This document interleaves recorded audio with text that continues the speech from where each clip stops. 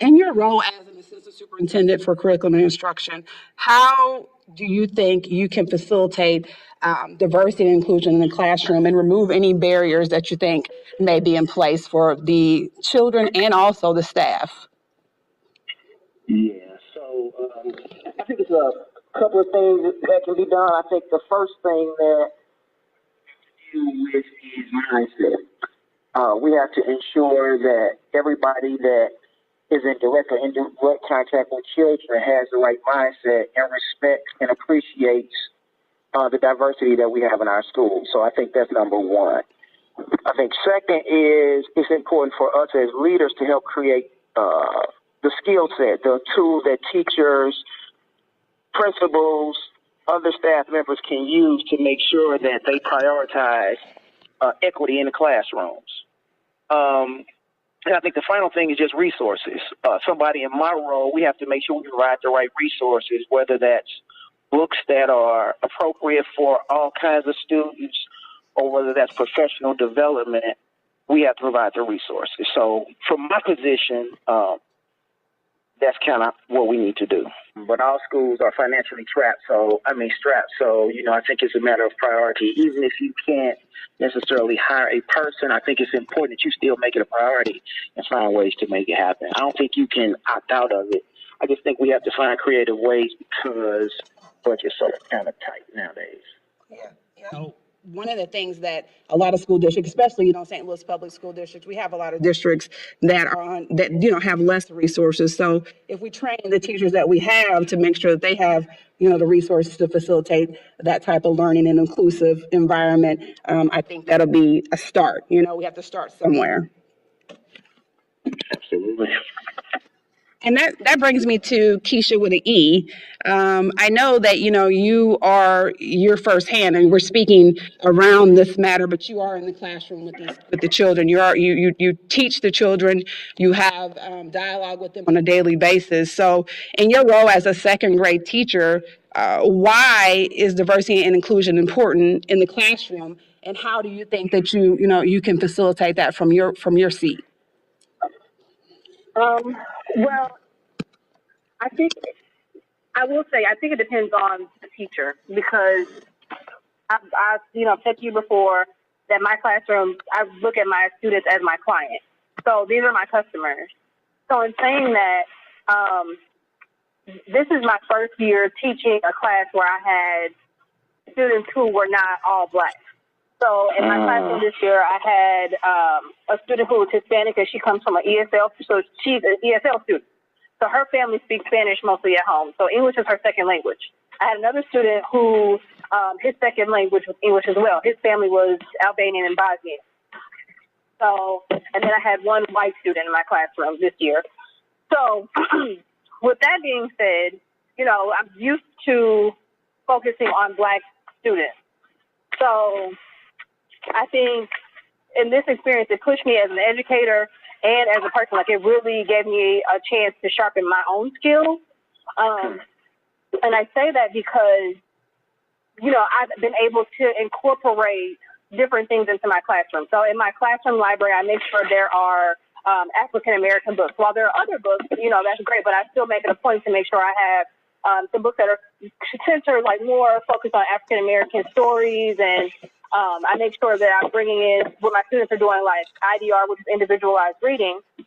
When I'm working on them reading to themselves, I also like to make sure that they are reading things about themselves and stories that look like them and with people who look like them and things that they can relate to also increase their interest in reading overall. So that's one thing. But when you have students who are, where English is their second language, you also have to cater to those students as well. And not just in a space of, working with the curriculum. Well, I also have to understand that when I'm talking to a student who, her family speaks Spanish at home, I also have to be mindful that when I'm teaching her, the way that she's going to learn is going to be a little bit different because she's not going to get the same assistance that a first, English as a first language student would do, like a native speaker. Like they would be able to communicate everything that I've taught them in the classroom at home with their parents, and their parents will be able to reinforce that. So with that student, she has a translator and she has someone else who comes in, who kind of facilitates the relationship between myself and her parents. Her parents do speak English, but it's somewhat limited. So that's been a challenge for me as well. So we've learned how to communicate with each other. But also, as an educator, I am also a lifetime learner. So I've learned to communicate a little bit in Spanish. Like, I've learned how to say a few things in Spanish to get things across as well, which is really helpful. And so I try to just make my classroom as inclusive as possible and just teach my students on an individual basis and not really as, in a blanket manner. So I use a lot of groups, a lot of small groups. That's really helpful. I do centers as well. So then I can get those students who, like my ESL students who may struggle a little bit in certain areas. I can help them. I can help reach them. So it's just really possible. It's possible to do, but it's definitely going to take, it just takes a little extra from the educator in the room. In general, I think that's an inclusive thought process that you have. And if we can continue that thought process, that definitely will change. And as I said, transform our classrooms.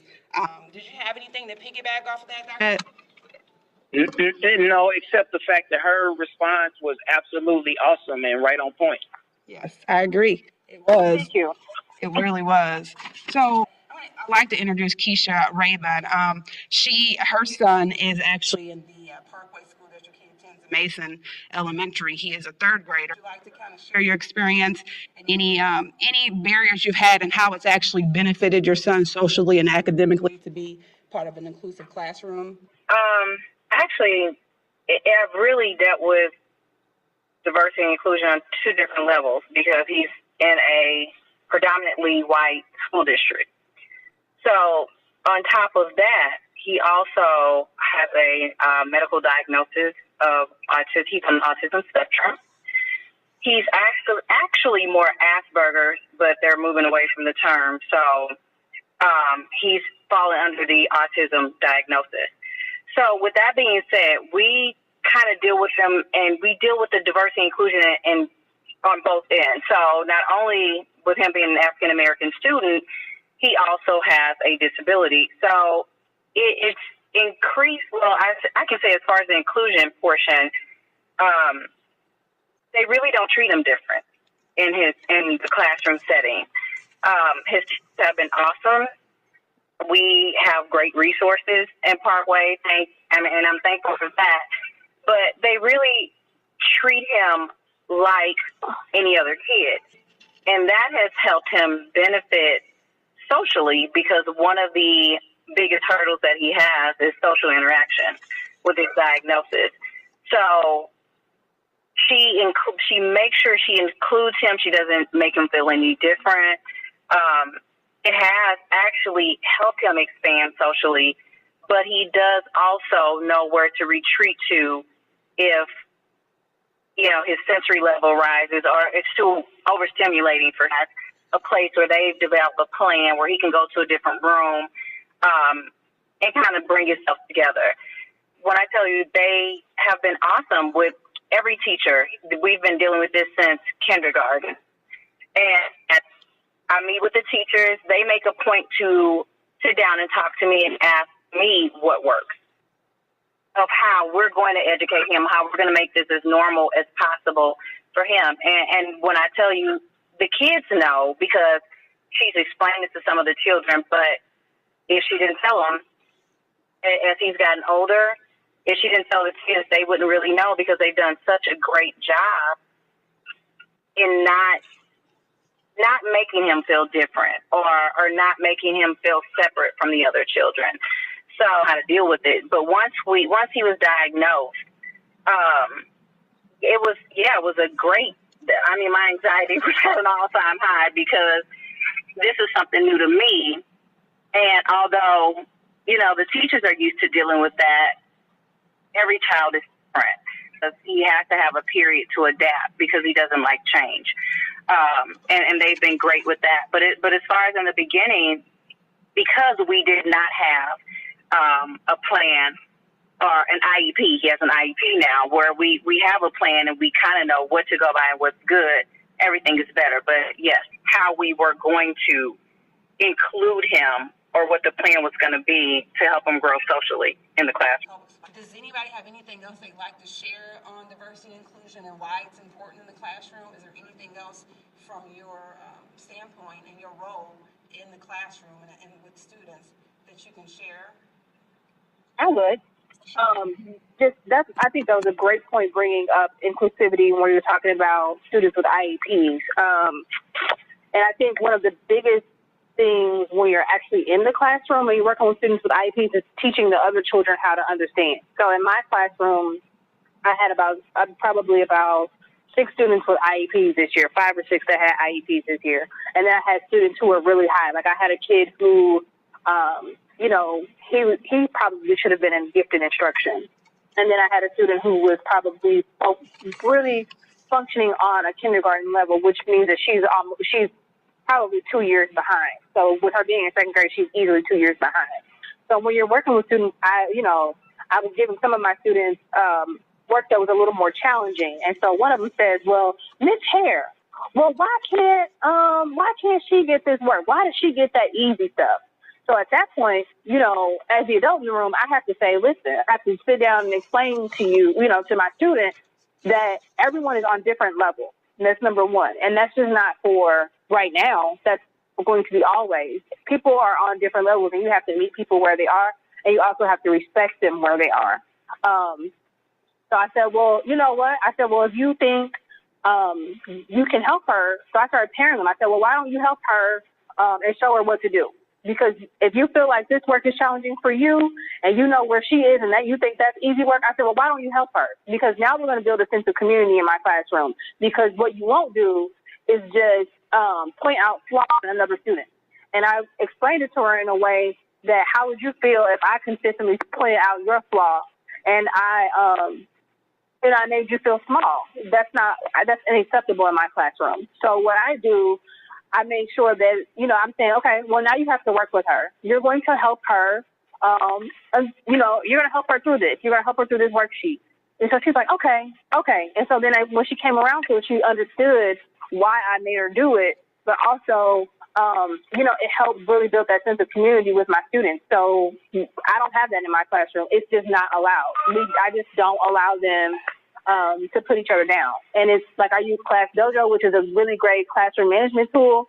And so like you can give points for things. So I give points for doing the right thing, helping others, things like I have like a point that's called That Was Nice. So if I see students doing things that are nice and you're like, oh, that was nice, or I always give them points for that. And then I have like Sharing is Caring. So if they're sharing, they'll get points for those kind of things as well. But I also take points for violating personal space. And violating personal space is one of those things where you're saying, well, oh, why did she get that work? It's easy, or, oh, she's stupid, because I've heard those comments as well. That's violating personal space in my classroom. So because we don't use our words to put other people down. And so I just really build that up in my students to the point where, they're like, you know what, you didn't say the right thing, because when they're talking to each other. And I just make that a point every year to make sure I just drill that into them, because I want them to go forward when they leave me and be productive. And be respectful of other people's differences. That is awesome. I can't stress more. You've hit on so many different points that are so valuable in your role, because your voice weighs. Your role is so heavy. It's so weighted. Yeah. And I think that if we have more teachers that are able to do the little things in the classroom, that it doesn't affect the budget. It doesn't matter what your resources is. Just use the things that in the day-to-day life are that are right and wrong, and how to include and make everyone feel like they're on the same playing field and that everyone is respected, no matter what your gender, your race, your disability, your culture, religion is. Everyone is on the same playing field. And I think if we start there, I think we'll be able to transform our classroom slowly but surely. You're preaching now. I agree. I agree.